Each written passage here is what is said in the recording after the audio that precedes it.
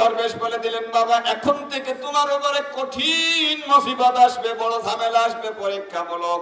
তবে বাবা যত বড় পরীক্ষা আসুক না কেন, এক নম্বর হলো তোমার ঈমান নষ্ট করবা না। তুমি যে আল্লাহকে রব বলে স্বীকার করছো, সুম্মাস্তাকামু, অটল থাকবা। দুই নম্বর কথা হলো বাবা, কোন অবস্থাতে তুমি আমার নামটা বলে দিও না। আমারও ঝামেলা হবে, কালকে আমার নামটা বইলো। ভাইরা আমার, দরবেশ বলে দিলেন, বাবা আজকের থেকে আল্লাহ তাআলা তোমাকে এমন কারামতি দান করছেন, যে কোনো অন্ধ তোমার কাছে আসলে তুমি হাত দিয়ে ডলা দিলে সাথে সাথে চোখ ফিরে আসবে। সুবহানাল্লাহ কয় না? যারা এই যে জোরে সুবহানাল্লাহ কবে না, দড়ি নেবে আর বউ বাজারে যায়, হাঁটে যায়, আমার কোনো দোষ এই ধরা যাবে না। আমরা দোষ থেকে দরবেশ বলো না জাদুকর বলো, ধরা গেছে না?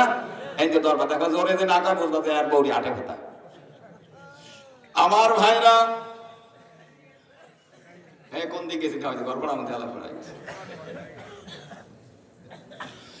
আমার ভাইরা বলে দিল, আজকের থেকে তোমার এমন একটা কারামতি আল্লাহ দিয়েছেন, তুমি যে কোনো একটা অন্ধকে যদি হাত বুলিয়ে দাও সাথে সাথে তার দৃষ্টি শক্তি চলে আসবে। কোন সুবহানাল্লাহ। যত বড় রোগী হোক না কেন, তোমার কাছে আসলে তুমি একটা ডলা দিলে সুস্থ হয়ে যাবে। আমার ভাইরা, এবার সে চিন্তা করলো এটা তো একটা খেদমতের কাজ, একজন মানুষ ট্রিটমেন্ট করে অনেক টাকা খরচ করে ও পারে না, তা আমি মানুষের খেদমত করি, অন্ধ কেটা কেটা আছে তাই ডুহিয়ে তালাশ করিয়া উনি হাত দিয়ে ডলা দেয়, সাথে সাথে চক্ষু ফিরে আসে। আমার ভাইরা, আস্তে আস্তে এলাকার মধ্যে একটা আওয়াজ হয়ে গেছে, এই বাদশা যে ছিল বেঈমান বাদশা, বেঈমান বাদশার একজন মন্ত্রী ছিল, সে ছিল অন্ধ। চোখের যে কি জ্বালা, কথা বলে না থাকলে। যখন এই মন্ত্রী শুনতে পেল একটা ছেলে সেইভাবে হাত বুলিয়ে দিলে সাথে সাথে চক্ষু ফিরে আসে, চক্ষু ভালো হইয়া যায়। আমার ভাইয়েরা, অনেক হাতিয়া তো উপঢৌকন নিয়ে মন্ত্রী কি আনতে না পারে বোঝেন, সব নিয়ে আব্দুল্লাহ ইবনে তামের নামক যুবকের কাছে এসে বলে, তুমি যদি আমারে সুস্থ করে দিতে পারো তাহলে এই যে দেখো বিশাল উপঢৌকন নিয়ে আসছি, এগুলো আমি তোমাকে দিয়ে দেব। আব্দুল্লাহ ইবনে তামের কয়, আমি তো দুনিয়ার পাগল না, আমি আল্লাহর পাগল, একে আমার তাওহীদের দাওয়াত দেওয়া লাগবে। কয়, আমি তো ভালো করার কেউ না, জগতের কেউ ভালো করতে পারে না, চক্ষু দেওয়ার মালিক আমার মালিক আল্লাহ। আল্লাহ তো এত দেও আল্লাহর কও না, ওরম ঠুও তো কব না, ফি দেও। সুবহানাল্লাহ কব না? তো ফি কি?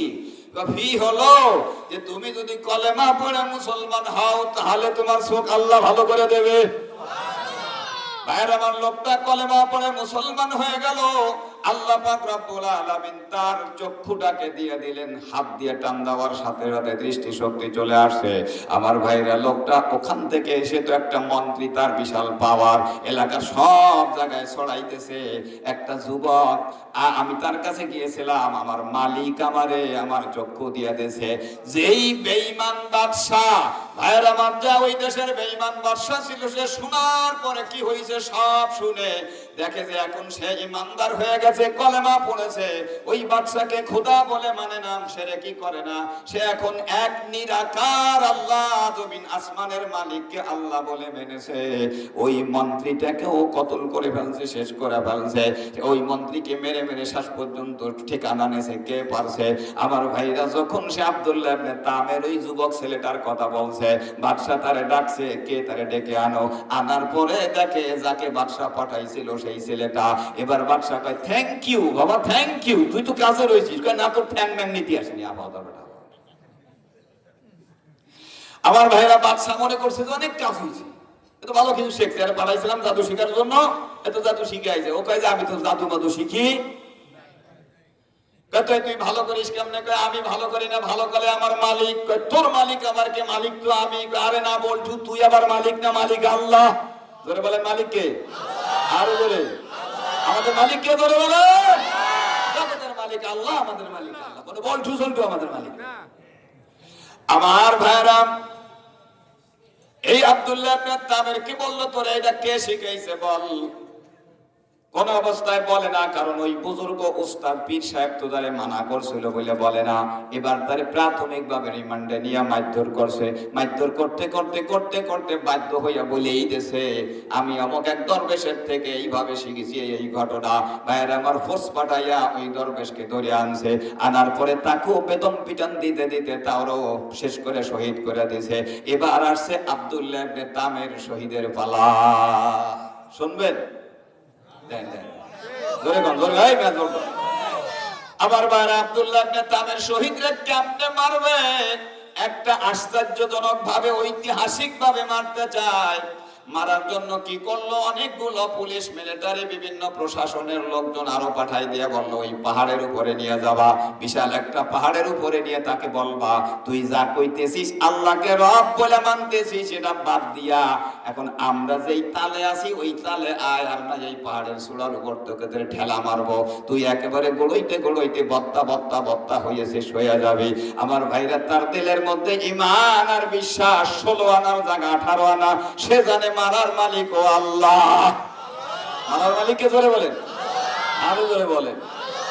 আমার ভাইরা আব্দুল্লাহ ইবনে তামের শহীদ বলে, বল্টুর দল তোরা কলেমা পড়, আমি যারে আল্লাহ বলি রব বলি তোরা তাকে বল। ওই জায়গায় ঝগড়া লাগছে, ওই জায়গায় দাওয়াতের কাজ চলতেছে। একদিকে আব্দুল্লাহ ইবনে তামের শহীদ একজন মানুষ, আর ওরা তো সব প্রশাসনের লোকজন। কোন অবস্থায় যখন এই ছেলেকে নরম করতে পারে না, ধাক্কা দিয়ে পাহাড়ের উপর থেকে ফেলে দিবে এমন একটা ভাব করতেছে।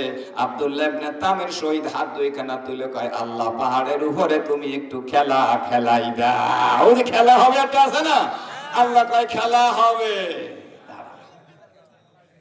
আল্লাহ তো খেলে মাঝে মাঝে, কথা বলে এক কথা বলে।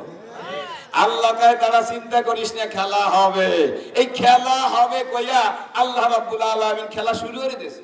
পাহাড় এমন এইভাবে কাঁপতেছে, কাঁপতে কাঁপতে কাঁপতে কাঁপতে যে কয়জন নিয়ে গেছিল ওরা দাঁড়াই থাকতে পারে না। পাহাড় এইভাবে কাঁপতে কাঁপতে ঠাস ঠাস করে পড়তি পড়তি মরিয়া মরিয়া একেবারে মানে কি কবটো বক্তা বক্তা হয়ে গেছে।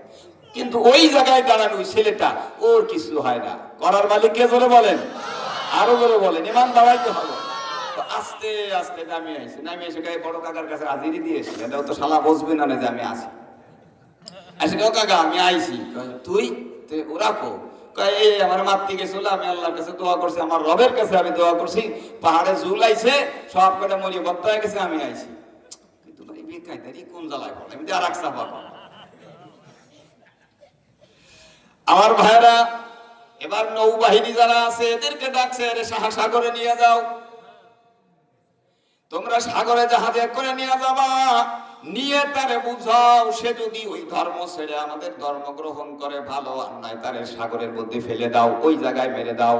আমার ভাইরা আব্দুল্লাহ ইবনে তামের শহীদ নড়াচড়া করেন না, কয় নে উস্তাদের মার তো শেষ রাত্রে 12টার পরে। কথা বল উনি কি রুকুতি না সিজদা না মরিয়ে রয়েছে জানেন?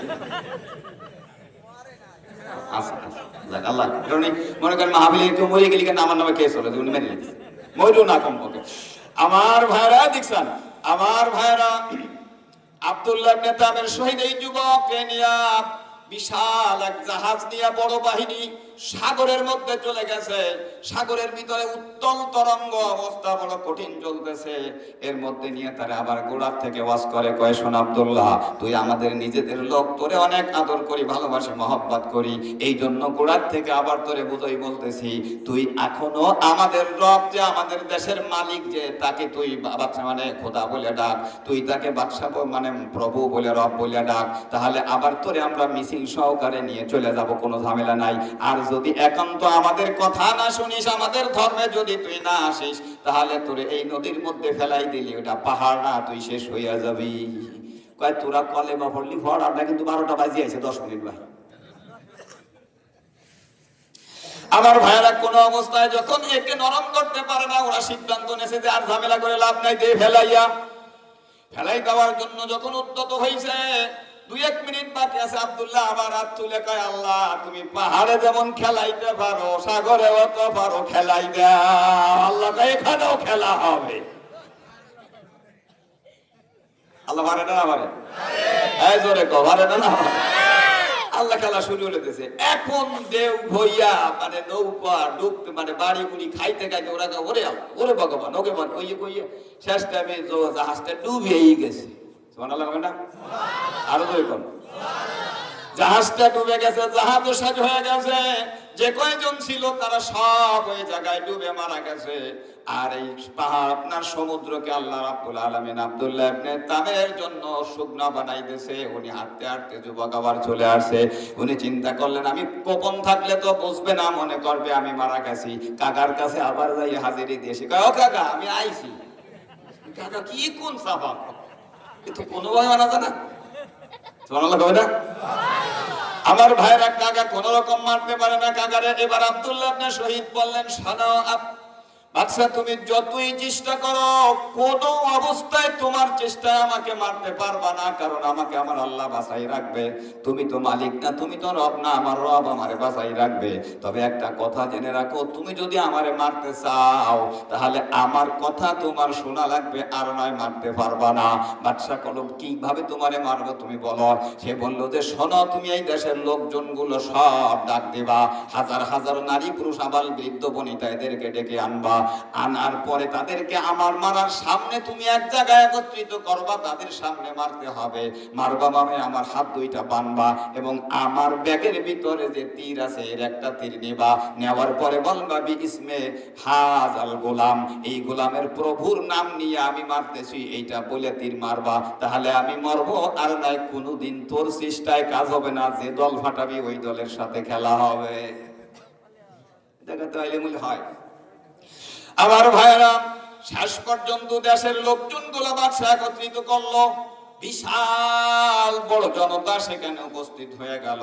আমার ভাইরা হতে হতে হতে হতে এই সমস্ত লোকজনের সামনে এই যুবক ছেলেটা যেইভাবে বলছে যে আমাকে এইভাবে মারবা, তাকে একটা গাছের সঙ্গে বেঁধে হাত বেঁধে তার ব্যাগের থেকে একটা তীর নিয়া যেই দোয়াটা পড়ে মারার জন্য বলছে, ওই দোয়াটা পড়ে যখন তীরটাকে নিক্ষেপ করছে, তীরটা এসে তার একটা আপনার মাথার এক সাইডে লাগছে, ছোট্ট একটু তীর লাগছে।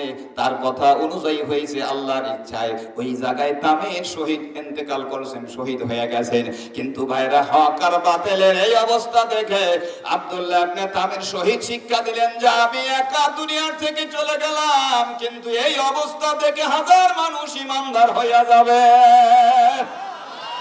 আমার ভাইরা তাফসীরে মাযহারির মধ্যে এসেছে যতগুলা মানুষ নবী পুরুষ আবাল বৃদ্ধ বনিতা ওই জায়গায় উপস্থিত হয়েছিল, একসঙ্গে তারা নারায়ে তাকবীর দিয়া কলেমা পড়ে মুসলমান হয়ে গেছে। নারায়ে তাকবীর।